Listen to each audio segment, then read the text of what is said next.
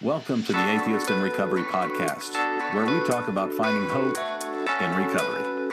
And now your host, Dr. Adina Silvestri. Hola, Atheists in Recovery Land, and welcome to episode 79 of the Atheists in Recovery podcast. And today we have a guest episode for you. I haven't recorded one of these in a while, and I was excited to have Derek on. And so today we are talking about how to reset your recovery in the new year. And I know what you're thinking. You're thinking, okay, Adina, I don't need another resolutions podcast and a goal-setting podcast. But I think that Derek and I were pretty clear from the get-go that this is not a new year, new you kind of episode.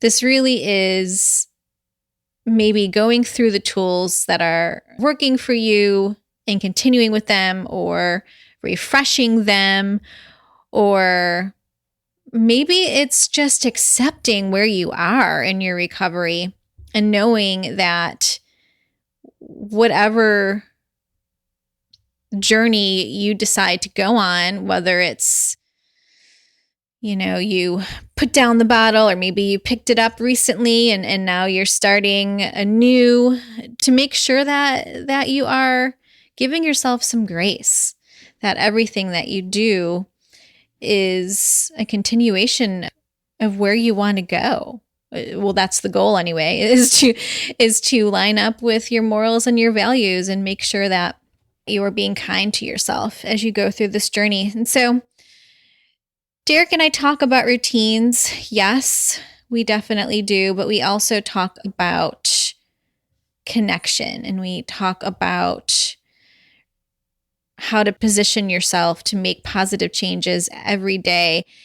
And Derek gets a little bit granular when talking about his family. And, he says that many of his immediate family members died from complications from alcohol abuse. And people always ask him, well, didn't that drive you into recovery? And he says no. If anything, that made him go even deeper into his addiction. And so hearing him talk about that hopefully will help a lot of individuals who are in the depths of depression, and knowing that there are always people there that want to help. And so before we get to Derek's story, I also want to let you know that there is a trigger warning with this episode. And so I want to give you again the National Suicide Prevention Hotline number, which is 1-800-273-8255. And you'll find that number in the show notes. But again, please know that there is always help available. It's just a phone call away. Okay. On to Derek. Derek Thatcher. Through a myriad of jobs and life experiences, Derek found that the commonality between all of these was that he enjoys helping people. His current role as an alumni program lead for Newport Academy grants him the ability to help and support teens in their recovery every day. After graduating from the University of California, Santa Barbara in 2013 with a bachelor's in psychology and a minor in Black studies, he spent 2 years traveling in New Zealand and Argentina. Derek is in the last semester of his substance abuse counseling certification program at Northern Virginia Community College, and he intends to pursue his master's in counseling. All right, guys, on to the show. Derek Thatcher, welcome to the show. Thank you so much for having me, Adina. Yeah, I'm excited to be here and talk about our recovery journey at the start of the new year. But before we get to resetting our recovery, I was wondering if you could tell the listeners a little bit more about maybe your deepest roots from childhood. Sure, absolutely. My grandfather was a Methodist minister.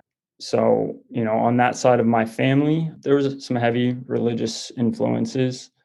My father, he fought in Vietnam, and after that, he held some disdain for religion. So it was this kind of interesting dynamic where I would go to church on Sundays with my mom and my dad would stay home.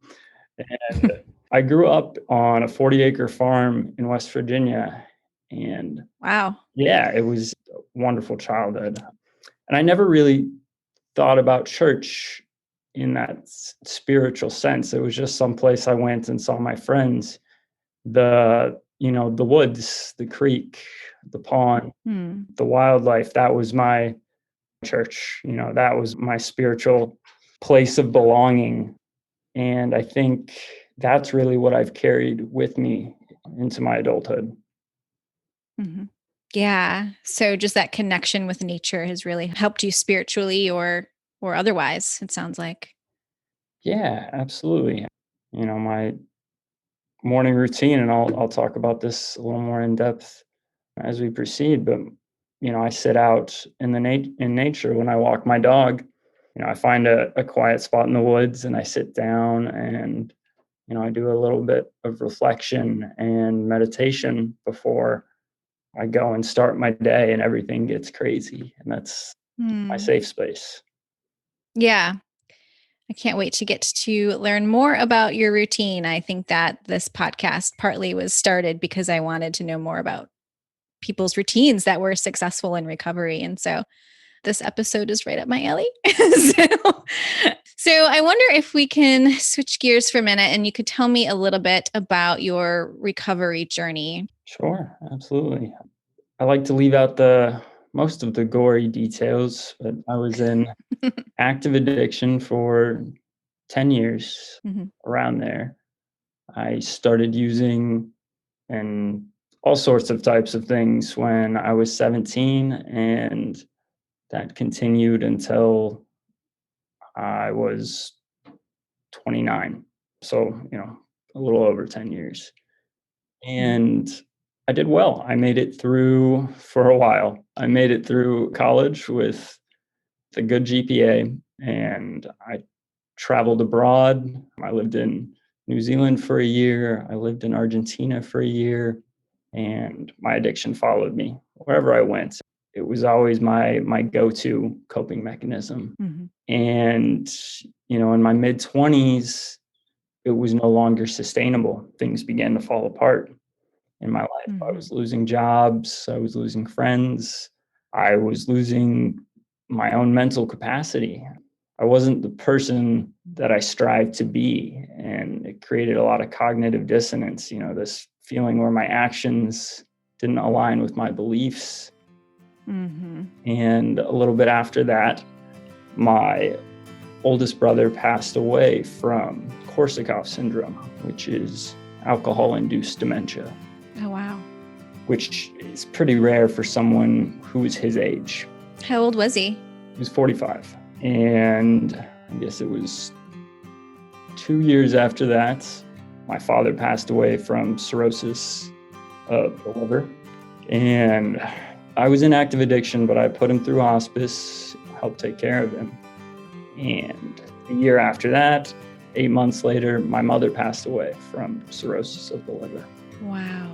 So this runs really heavy in my blood. Yeah. And, it's difficult to separate the environmental and the genetic factors, but I went through some heavy, heavy grief. Mhm.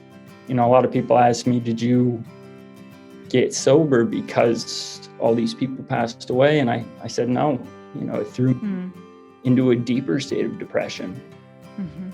more isolation, and my addiction got worse. And right around Christmas of 2019, I tried to take my own life. Mm. I woke up the next day and I called a rehab center. And it was the first time, it wasn't the first time I'd been to rehab, but it was the first time that I put myself there. Right. Makes a difference. Yeah, it absolutely does. I was ready to change and I put the work in this time. Mhm. Haven't stopped doing it since. Mm. And so this last Christmas Eve, I celebrated my 1 year. Congrats. Thank you. And I'm still what most would refer to as early in recovery. So I think that gives me a unique perspective. The pain is not so far away. Mhm. Yeah. Well, thanks for sharing that.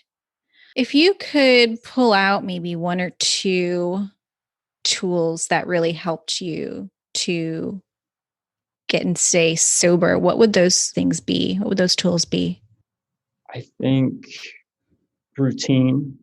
I'll talk about it over and over again. It's just been something that's added structure to my life. So, having my days scheduled. There's no surprises. I mean, there's not no surprises, but I always have something to do. Mm-hmm. I don't have a lot of that down bored time where my mind gets to wander. And Yeah. so I think that's been a huge part of my recovery, is keeping busy. And then I think my other tool would be reaching out. Mm-hmm. I learned how to ask for help. Yeah. And I think that's so important, Derek. And I wonder if you could even talk a little bit about this feeling of when you're low and you're so down, sort of like in this sort of hole I picture. It's really hard to ask for help. It's almost like you feel like, there's obviously there's this shame component to it. How do you kind of overcome that? It's a great question. I remember being in that hole. It's not just the shame, it's also you feel like you're a burden Yeah. on other people. And that's a really tough hurdle to get over.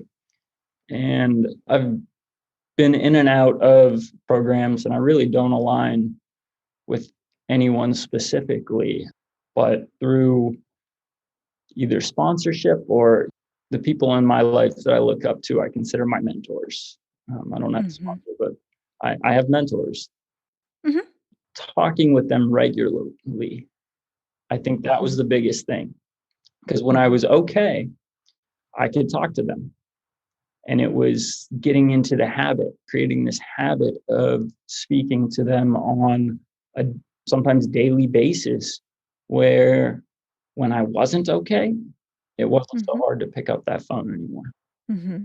So making it part of your routine, like you'd said earlier, was really helpful. Yeah, I think everything goes back to that. But yeah, I mean, forming a habit, and they say it takes 66 days to create a habit, and asking for help, reaching out for help can fall right in line with becoming a habit.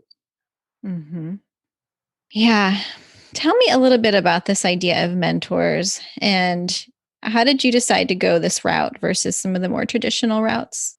I'm still in counseling. I see a therapist less regularly than I used to, Mhm. but I consider him a mentor. And Yeah.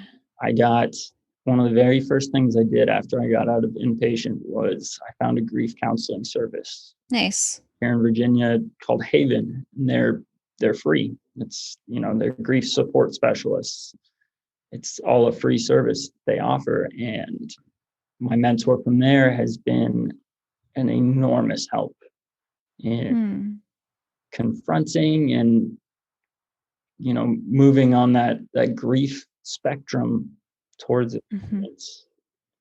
And as far as straying from the traditional 12-step program, I had a really hard time with the dogma and Mm-hmm. the G word, God. It never resonated with me. And Mm-hmm. there are lots of people in those programs who their God is whatever they want it to be. But I wanted something tangible. I wanted Yeah. something that I could feel and touch and have a conversation with. And I found that in mentors, in people. Mm-hmm. Yeah. Yeah. I love that idea of mentors because I mean, they could be, any shape, size, color, they don't have to be in the addiction community and you can gain a lot from just different perspectives. So I really liked that. When you first told me about that, I was like, oh, this is interesting. I need to ask him more about this. Yeah. So perhaps now we can talk a little bit more about resetting your recovery. And so we're recording this in January, and there's a lot of focus on resets. I get a lot of emails about resetting. And it can be sort of tied to resolutions, which I know is sort of a dirty word, but it doesn't have to be. And I thought maybe you could come on and talk a little bit about how you sort of reset your recovery, what that looks like, and not only the tools that you're utilizing, but also the state of mind, right? So, like, I was thinking about this before we hit record, and I was thinking that it doesn't have to be, just I slipped up and so now I have to reset, sort of like this punishment aspect. It could be like well, I'm on this new journey now, and it should, to me, it needs to be less demoralizing and punishing. So I was just wondering what your thoughts were on that. Yeah, absolutely. I mean, taking shame out of the game is is the biggest thing, and I think we do that through being vulnerable. And on the concept of the new year, I don't look at it so much as, new year, new you, or new me. Mhm. I look at it as, how do we position ourselves to make positive changes in our life on any given day? And, some of the ways that we can go about doing that. Change usually happens gradually. It doesn't happen all at once. Mm. How do we bring in these healthy new behaviors to the point where they become automatic and they become a part of our routine and a part of who we are? And how do we start trading out those unhealthy, maladaptive behaviors for these new positive ones? And I think a lot of those things come down to, and this is some recovery language for sure, but it's gratitude, acceptance. And then a big one for me is reasserting control in my life, in Mhm. areas where I have control, and accepting the things that I don't necessarily have control over, and maybe working to a place where I can assert some change on these things that were out of my control beforehand. Mhm. Yeah. And what might some of those things be, if you're okay with sharing that? Sure, some of the things that are out of my control, Yeah, that maybe you just had to accept. I'll just use examples that are fresh in my mind. We just went through the holiday season. Yeah. That's a tough time for me. I Mhm. lost a lot of my family. And, in a time where this family group is so heavily talked about and so heavily present in the culture and the holiday spirit, I had to find a way to accept that wasn't my life. Mhm. And the ways that I went about doing that is, I started doing little gestures to give back and, Mhm. to brighten other people's days. I'm a potter, a pottery instructor for a couple years. And so I made a bunch of pieces and I sent them to my friends all over the country. Nice. And in this way, I started, some of that holiday spirit started to come back. Mhm. The traditional programs and the less traditional ones all talk about service and, a sense of community. And I think that it's so important to take a step out of yourself, away from your ego, Mhm. bring some compassion and empathy into your life. And it's a giving thing, but it flows back into you. We get this sense of fulfillment and purpose when Yeah. we help other people. And I think that's so important in recovery, is having, purpose, a reason for being, a reason for sticking around through the really, really hard times. Mhm. Yeah. So we have, well, learning to accept what we can't have control over, we don't have control over, reasserting control, service. Are there any routines maybe that you utilize? I know you've mentioned that a couple times Yeah, so far. So yeah. I'd love to get into that. Okay. All right. Let's do it. I think I'll preface routines with this. It's a bit of an oxymoron, but bear with me. It's slowing down to speed up. Mm-hmm. And the whole philosophy behind this is we take a little more time out of our day to engage in some of these, routines. Like I'll run you through mine. Okay. So I get up in the morning, I drink a glass of water, I throw coffee in the pot, and then I take my dog out on a walk. And this is generally, 5:30 in the morning. Woo. It's cold in Virginia, and it's and that's made it, a little bit more difficult. But I get up and I do it. And on the really cold mornings, I talked about sitting out in nature and sitting down meditating. On the really cold mornings, I'm guilty of doing this routine of mine in my head, where instead of actually sitting down, I'm on the walk with my dog. But I go through a gratitude list. Some days I start from the little things. I'm grateful for having food. I'm grateful for, some financial stability. I'm grateful for like a roof over my head. I'm grateful Yeah. living out in these cold conditions. And other mornings I start with the people. I'm so grateful for my sister and my nephew and my nieces and my friends and my support system. Mm-hmm. A new chance at life. I'm grateful for my recovery. Yeah. And, I finish my walk with my dog and I come back in. I generally do some exercise. So I either pick up some weights or, I do some push-ups or I do some stretching. And this is just like, 5-10 minutes. This is before work. Something to get, my blood pumping and get my brain moving. And that's it. This is maybe in all a 30-40 minute routine in the morning. Yeah. It's not a ton of time out of your day, but it's something that sets me off on the right foot every single morning. Mm-hmm. And how do you think that routine is making a positive change in your recovery and in your life? What is it doing for you? It's really hard to have a bad day and all of the things that you have to be grateful for are in the forefronts of my brain. It's,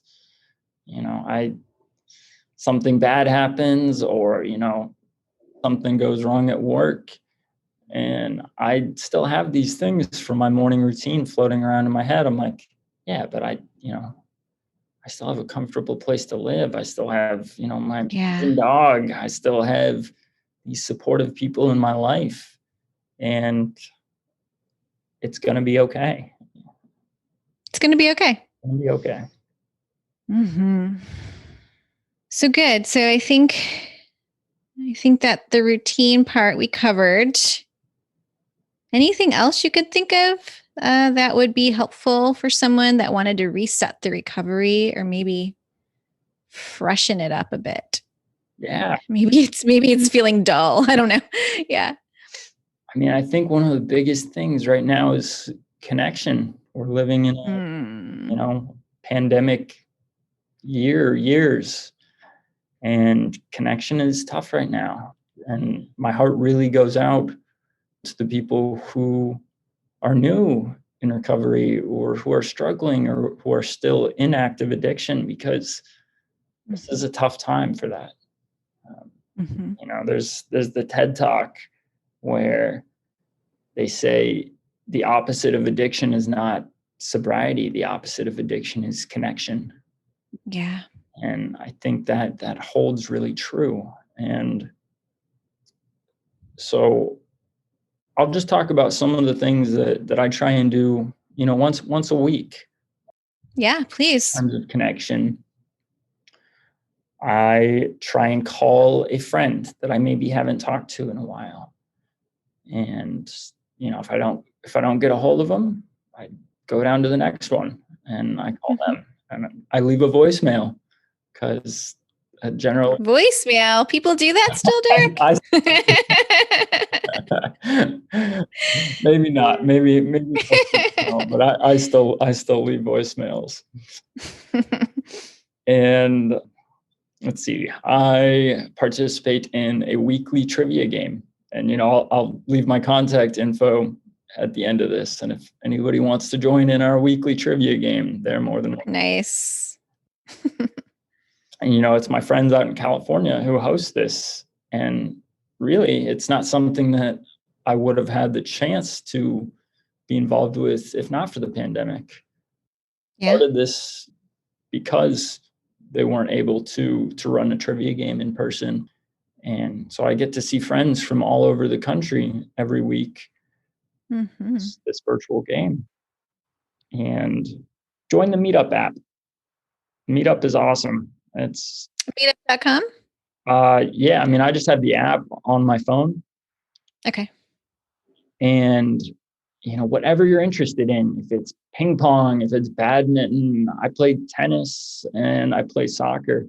And this gives me an avenue to find like-minded people, and for no cost. It's generally a free thing. You just go meet up with a group of people and engage in an activity, and there's a lot of social distance friendly ones.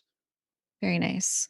And then the other one, and this kind of ties into all of these that I'd like to talk about, is a lot of the programs talk about, they have steps devoted to it, and it's making your amends. And that seems like a daunting thing to me. I really couldn't get behind it. And one day someone told me, well, you're living your amends. You're doing it every day. By working on bettering yourself, you are proving, to these people that you may have wronged in the past that you're not that person anymore. And that you found compassion and empathy and a purpose and a sense of making the world better. And just by walking through life and recovery, you're living your amends. And I think it helped me be more forgiving of myself and a little more gentle with myself, to think of it in terms of that. Yeah, I love that. You're right. The amends work is very daunting. So that I think that'll be really helpful for the listeners to hear that. So thank you. Sure. Well, Derek, is there anything else that you want to share for the AIR community? I know we covered a lot in a short period of time. So yeah. It may sound cliche, but don't give up. Find a community, find your niche. And it can be weird. It can be, creative. It doesn't have to fit into a 12-step model for it to work. And I know that there's a lot of dogma out there, and a lot of people who say, if you don't do it our way, you're doomed. And for me, that has not been the case. I found my own way through this with the help of other people. So reach out, ask for help. I think you'll find that people are very willing to put out an open hand. That sounds like a great place to end. So Derek, how can people best find you and connect with you? Yeah, and I would love for that to happen. Please reach out to me. My email is Derek, DEREK, J Thatcher, THATCHER at gmail.com. Great. All right. Well, thank you so much, Derek, for being on and sharing your wisdom with us. I really appreciate it.